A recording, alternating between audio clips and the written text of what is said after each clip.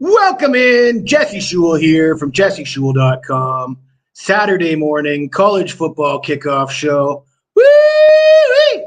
I hope you guys are just as excited as I am for the college football kickoff. We're going to break down 3 games today, and we're going to recap what we did last week. But before we do that, I got to remind you, smash that like button and subscribe to that channel. Offer your comments below the video and get into the chat. I will say that last week's picks, not as good as I would have hoped. We did have the right pick in the Colorado-Nebraska game, and let's face it, that's the one that everybody was tuning in for anyways. We did have the first half under in Colorado-Nebraska, and I don't know if anybody watched that game, but it was like 3-0 for Colorado with like 2 minutes to go in the first half. I know in the end, the final score, the game looked like a blowout, and I'm getting a lot of flack from people on YouTube, people in the comments, because I've said that game wasn't really a blowout. It was a game that Nebraska turned the ball over 4 times. If they had got any kind of decent quarterback play, they would have been in that game. It was 3-0 with 2 minutes to go in the half. It was 13-7 in the third quarter, and turnovers and failure to protect the football by Jeff Sims ended up making the game look a little bit more one-sided than it actually was. And yeah, I mean, don't get me wrong, Colorado's a great team, but I'm getting sick and tired of hearing talk about Colorado as if they're a playoff contender, because we haven't seen anything so far to suggest that's the case as far as Colorado being an actual playoff contender. But what else did we have last week? I was sleeping on the Cougars, Washington State. I bet against Washington State. I took Wisconsin as a little bit of a road favorite there. And the reason for my pick was Wisconsin lost at home to Washington State last year in a game that they dominated from start to finish, but poor quarterback play from Graham Mertz saw the Cougars get the upset win at Madison. I didn't think that was going to happen this time around. I thought they've got a better quarterback there at Wisconsin, or they're supposed to have a better quarterback and a better coach, and it hasn't come to fruition as of yet. The jury is still out there. I'm not ready to write off Wisconsin just yet, but we can't ignore what Washington State is doing. Cam Ward looks pretty good. This Washington State team making some noise. They're ranked in the top 25 now. You got to pay attention to Washington State. And the last pick I gave out last week, Stanford plus the points against USC. I mean, anytime you're asking USC to cover a 30-point spread with their defense, you got to have a look at it. But I got to admit, I was way off on that one. Stanford got crushed, so full accountability there. Looking at this week's games, though, let's start with the early game. Penn State coming into Illinois, asked to cover a 14-point spread, 2 touchdowns on the road. Man, I'd love to find an excuse to take the points here with Illinois. I made a bunch of money backing Illinois last year in spots just like this as an underdog. Their defense was lights out. I think they ranked like 2nd nationally in scoring defense last year. But the majority of those players have moved on to the NFL. Their defense is thinned out. It's not the same. They lost their defensive coordinator. And you look at the results the last 2 weeks for Illinois, they gave up 262 rushing yards in a loss at Kansas last week. Prior to that, they gave up 186 rushing yards against Toledo. And Penn State can run the ball. They come in averaging 236 rushing yards per game. We saw Coach Franklin opt out of kneeling for the victory and actually running the ball in to cover a point spread earlier this season. So we know that Penn State might look to run up the score here. This Penn State team looks like the cream of the crop in the Big Ten so far. I think they're still interested in proving something. I don't think they're ready to kick back and take an easy win here. If they got a chance to run up the score, I think Penn State could win this game by 20-plus points. So I'm going to stay away as far as premium picks, but if I had to give out a lean on this game, I would say lay the points with Penn State, because I just don't think Illinois can stop them, and I don't think Illinois' offense is good enough to put up enough points to hang with them either. So that's the lean, is Penn State. Another game that I'm taking a look at is Minnesota. Well, before I get to that, though, I'm from Illinois. Illinois is going to get crushed, says Scott Christensen. I really think so, Scott. I mean, like I say, in spots like this, I prefer to take the points. I love taking home dogs, getting all those points, but I have seen nothing from the Illinois defense to suggest they can stop the running game. And I mean, Penn State's, an elite Big Ten team that can run the ball. So I think Illinois is in trouble here. I think Illinois really misses Ryan Walters. So moving on, Minnesota getting 7.5 points at North Carolina. And I think most football fans are thinking of North Carolina as they got a great quarterback with Drake May. He was a Heisman finalist, put up some huge numbers last year. This Tar Heels team was one of the better teams in the ACC last year. I'm not sure if it's the same team this year. It really looks like Drake May is missing some of his receivers, in particular Josh Downs. Another overtime game against App State, and Minnesota comes to town. Minnesota's not a sexy team. They don't have their quarterback stinks. Let's be frank. I'm not a big fan of the passing game for Minnesota, but great defense, great running game. Running game travels well. I think you got to look at taking the points with this Minnesota team. I think they're capable of slowing this game down and making it ugly. So my lean is definitely going to be on Minnesota plus the points. And the total, I guess the way I look at this is if you like the Tar Heels, you probably like the over. If you like Minnesota, you got to love the under, because if Minnesota is successful in running the ball, they're going to chew up a ton of clock, and we'll have a tough time reaching that number of 51. But the game that everybody wants to talk about, and man, like I said, I am so sick and tired of hearing about Colorado. I think people need to pump the brakes a little bit, and especially Colorado fans. Oregon is on deck. Humble yourselves, because you're probably going to get humbled next week. But Colorado State coming into Colorado, the line opened at 21. Of course, all the money's on Colorado. It's now sitting at around 23.5, 24 at some books. It might even go to 25. Who knows? There's not going to be many late bets coming in on Colorado. Or Colorado State, I don't think.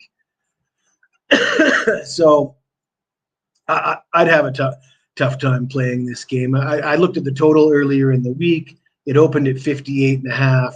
At 58.5, I think the over is a good bet. One of the things you look at with a team like Colorado, their offense, and give Colorado credit. I mean, Shadur Sanders and that offense looks fantastic, but you just don't win long term with just a fantastic offense. You need to have solid play on the lines, which that's where Colorado lacks, in my opinion, is their offensive line and their defensive line. And when you're playing elite teams in conference play, that's going to be a bigger factor. Of course, Colorado State does not fit that description. But I would have looked at over 58.5, but now that it's been bet up to 63, there's no value left there. I wouldn't be caught dead betting on the wrong side of that line movement. I guess I'm just going to sit this one out, and I'm going to cheer for another big win for Colorado. I hope Colorado blows them out. Colorado State, you don't know what you're going to get. We saw them really look bad against Washington State. But since then, we saw Washington State beat what was expected to be a good Wisconsin team. So that's a big win, sort of solidifying how good Washington State actually is. And Colorado State apparently is making a change at quarterback.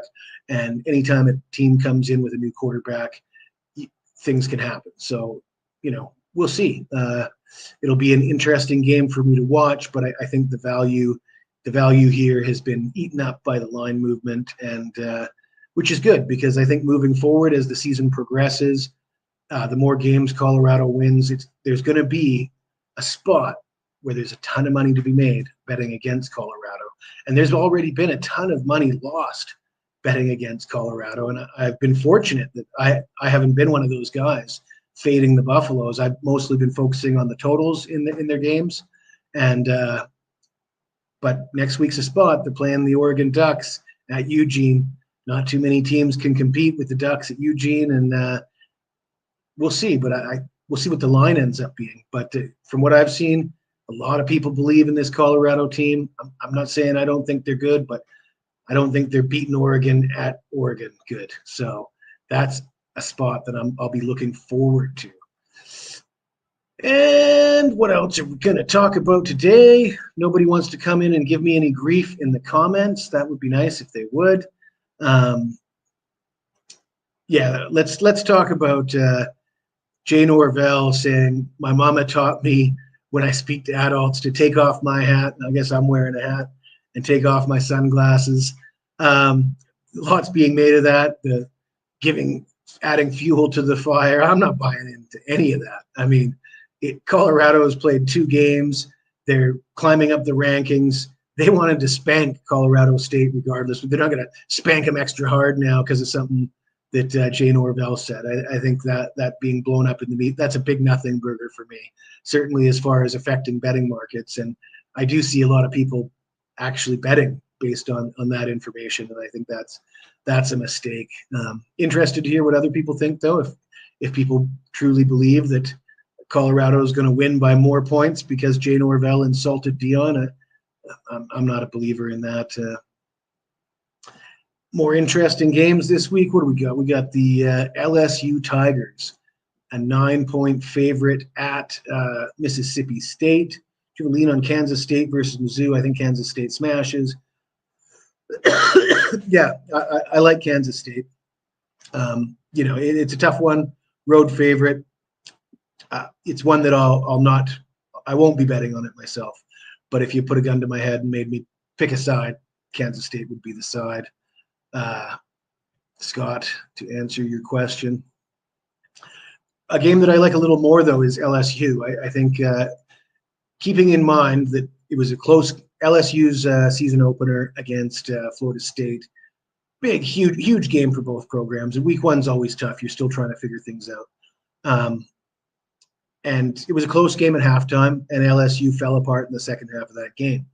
And a lot of people make judgments based on one game. I think it's a mistake to do that.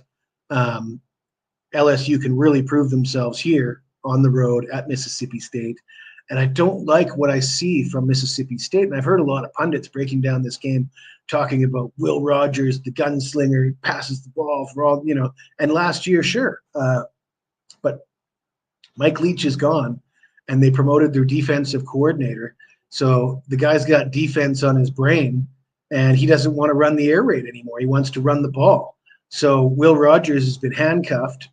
He's unable to throw the ball around the yard. And, I don't think that's a wise move to take a team that was playing the air raid and all of a sudden switch over to a more conventional pro-style offense and run the ball when you don't have the personnel, or you may not have the personnel to do that. Certainly, that's not taking full advantage of Will Rogers' talents at quarterback. And LSU, of course, superior talent all over the board. I think LSU will be able to score points here. And I think Mississippi State is still going through a transition, trying to figure out their identity after moving away from the air raid, which they were running under Mike Leach for so many years, or a few years anyways. Of course, Mike Leach wasn't there for that long. Sad to see Mike Leach go, by the way, and sad for me to see somebody come in and take the team and change it over like that. And anyways, I think LSU -9 is a solid play there. I didn't actually bet on it myself, but I've given it out on a few shows.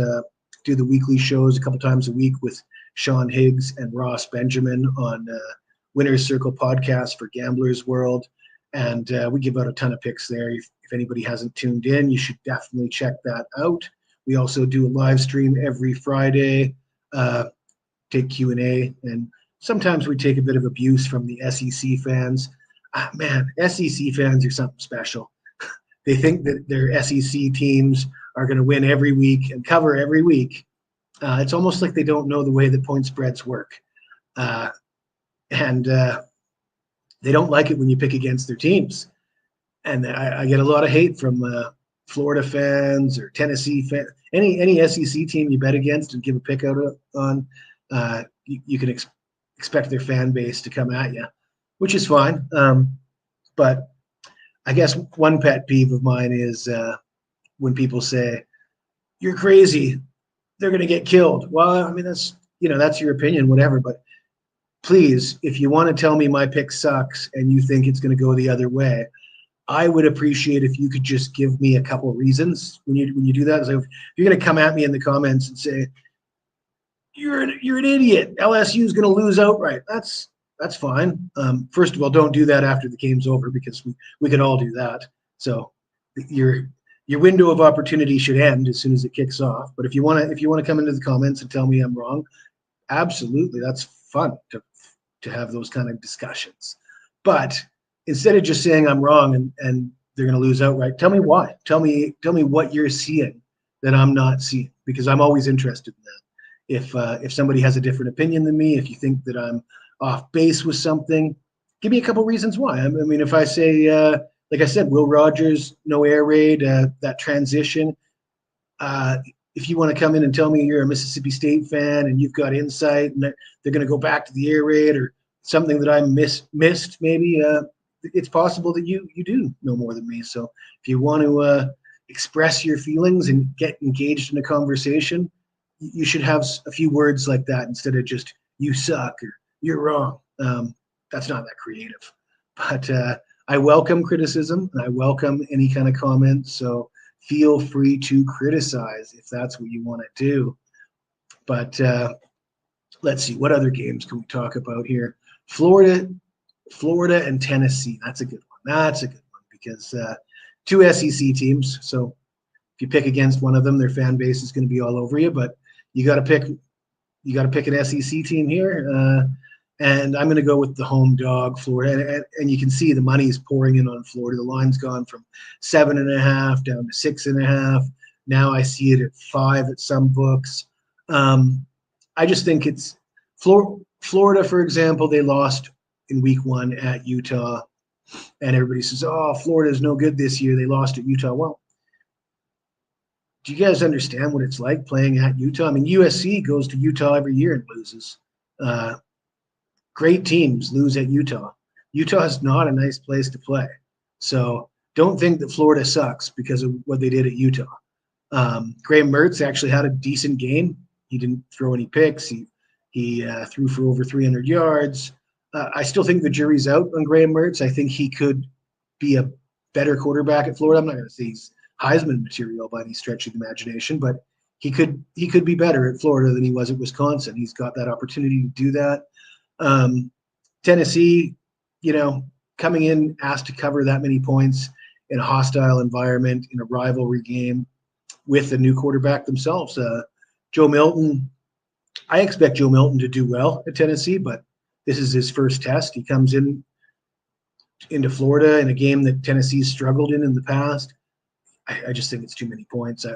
This game could go either way. I will take Florida as the home dog, getting you were getting a touchdown earlier in the week. Now you're only getting 5 points. But if I was interested, I would have played this game earlier in the week myself. But yeah, that's my opinion on that game. Let me see anything else. Of course, if anybody's got any questions or any games they want me to look at, I'm happy to do so.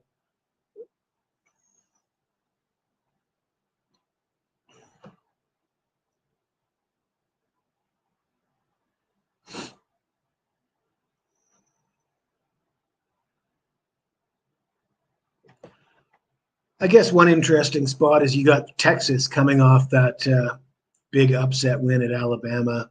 So if you're a situational bettor looking for the letdown spot, betting against Texas, Texas is a 30-point favorite against Wyoming. And this is one that I'm not going to get to the window. I just don't know enough about Wyoming to really trust them to cover any kind of spread. But I could see a lot of situational handicappers will just blindly bet Wyoming plus the 30 today, thinking that Texas is due for a letdown. And, situational handicapping is a tool that I use but I don't use it exclusively.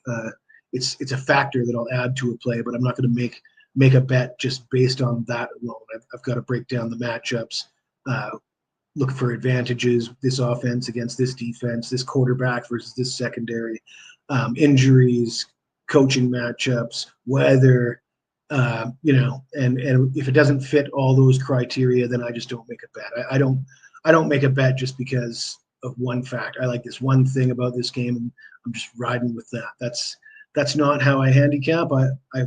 Especially with college football, man, you got so many games on the board. You get to pick and choose.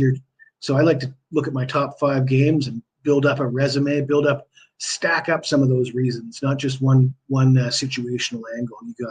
You got your situational angle, then you look at the other team's got some injuries. You got a favorable matchup here. You got a scheduling situation, a sandwich game, and you start stacking them up. And when you get so much stuff stacking on one side, then that's your play. That's how I break down my games. And everybody does it different.